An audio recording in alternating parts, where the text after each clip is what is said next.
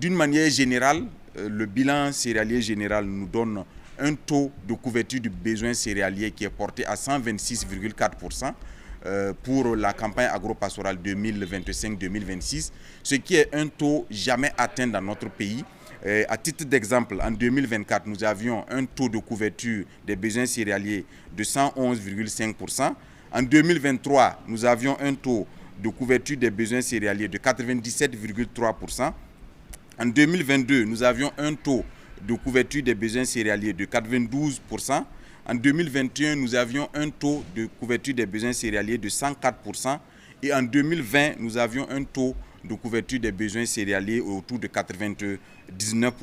Ce taux de couverture de 126,6% des besoins céréaliers de notre pays est un taux jamais atteint dans notre pays et assez inédit pour être relevé.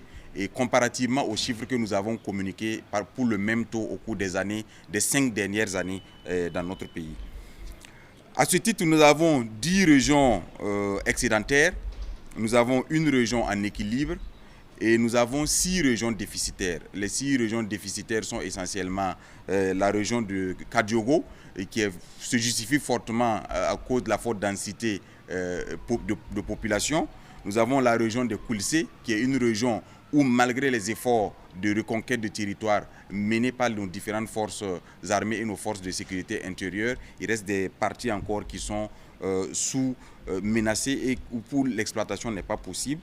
Nous avons la région du Liptako, nous avons la région de la Siriba, nous avons la région du Soum et la région du Yadga. Ce sont les 6 régions déficitaires, ce qui veut dire que le taux de couverture des besoins céréaliers varie entre 90 et 110%. Mais c'est quand même un taux de couverture de besoins céréaliers qui est assez important parce qu'il est déjà porté au niveau de 90%.